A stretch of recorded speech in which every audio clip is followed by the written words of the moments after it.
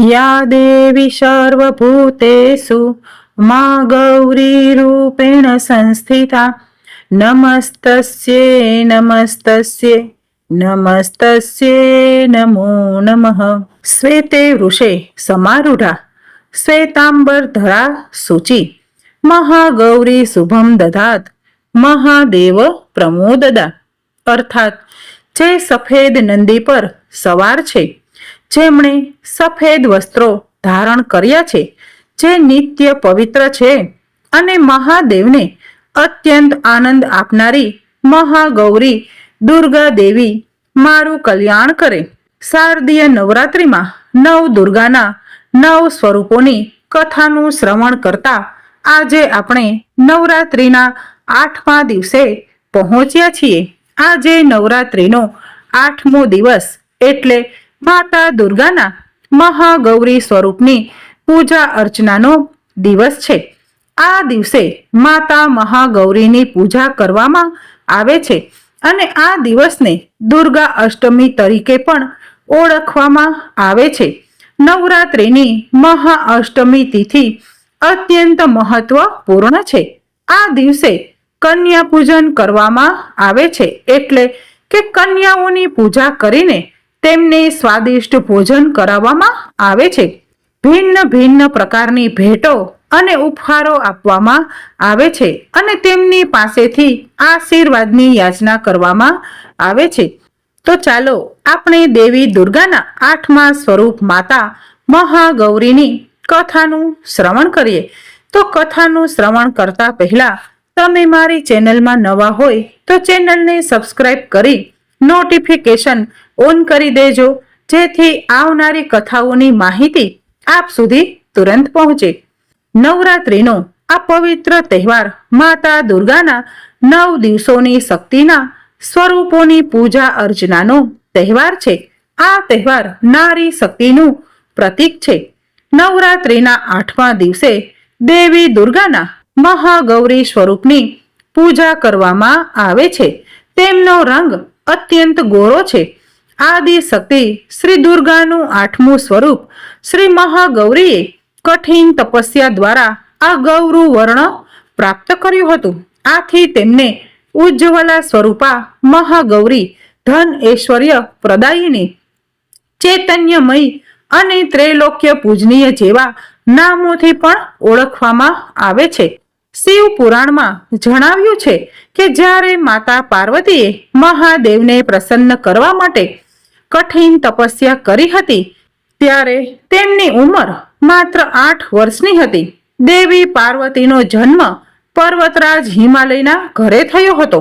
8 વર્ષની ઉંમરે જ તેમને તેમના પૂર્વ જન્મની ઘટનાઓનો આભાસ થઈ ગયો હતો અને ત્યારથી જ તેમણે ભગવાન શિવને પતિ રૂપે પ્રાપ્ત કરવા માટે તપસ્યા શરૂ કરી દીધી હતી।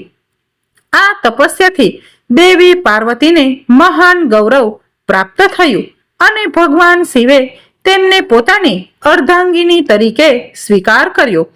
આથી નવરાત્રિની મહાઅષ્ટમી તિથિના દિવસે મહાગૌરીની પૂજા અર્ચના અને કન્યા પૂજન કરવામાં આવે છે અને કન્યાઓને ભોજન કરાવવામાં આવે છે।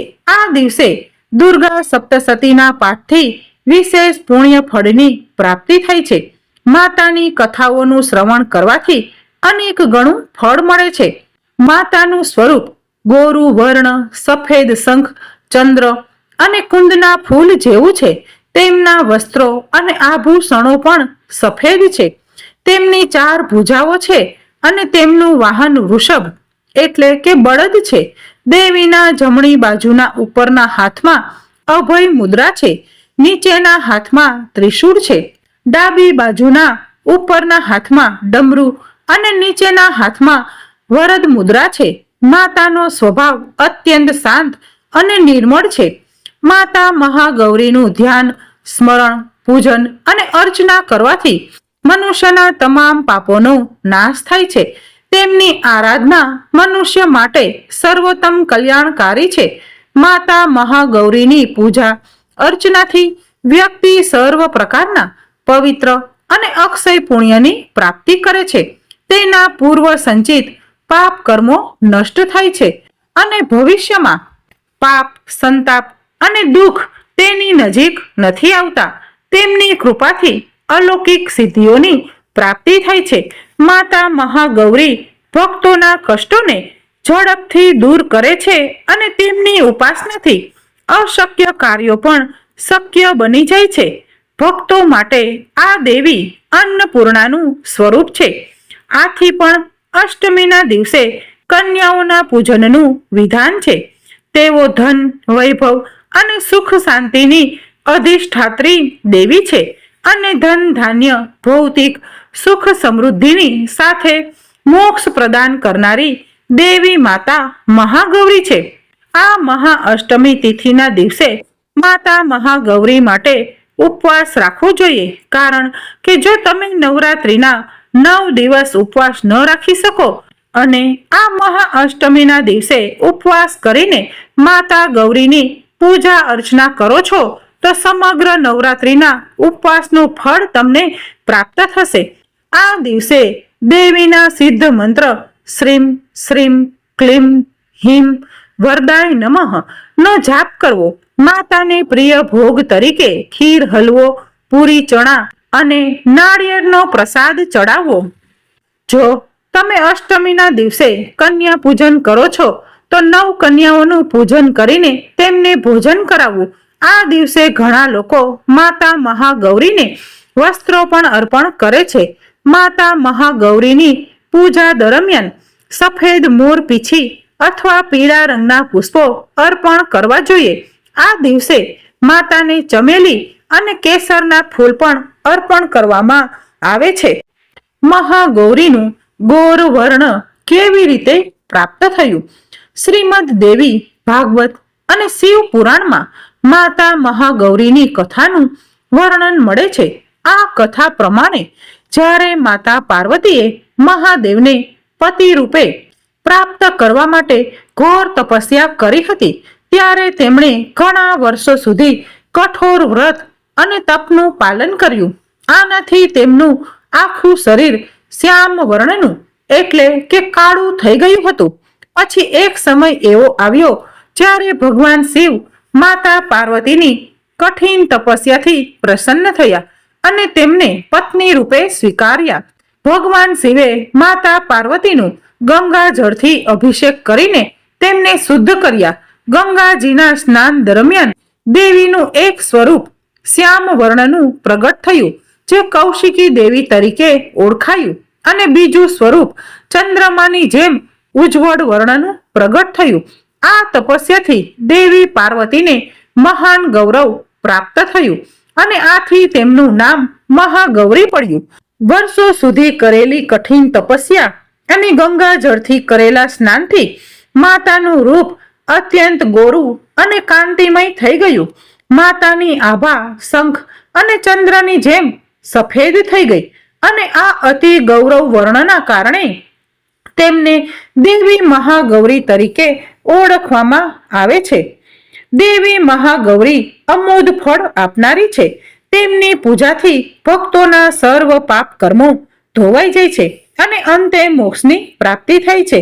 તેમની કૃપાથી અલૌકિક સિદ્ધિઓ પણ પ્રાપ્ત થાય છે. મિત્રો, આશા છે આ કથા તમને ગમી હશે.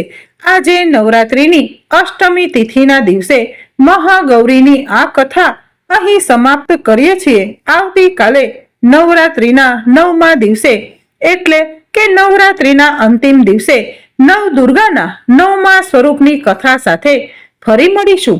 આ પવિત્ર દિવસોમાં દેવી ભગવતીની કથા સાંભળવાથી પુણ્ય ફળ પ્રાપ્ત થાય છે. નવરાત્રિના આ પવિત્ર અવસરે મહાઅષ્ટમી તિથિના દિવસે માતા દુર્ગાના મહાગૌરી સ્વરૂપને પ્રાર્થના કરીએ કે તેઓ અમને અભય વરદાન આપે અને આધ્યાત્મિક માર્ગ પર આગળ વધવામાં અમારી સહાય કરે.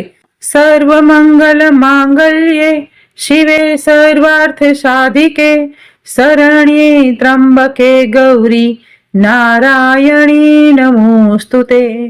યા દેવી સર્વભૂતેષુ મા ગૌરી રૂપેણ સંસ્થિતા નમસ્તસ્યે નમસ્તસ્યે નમસ્તસ્યે નમો નમઃ. બોલો માનવ દુર્ગા માત કી જય.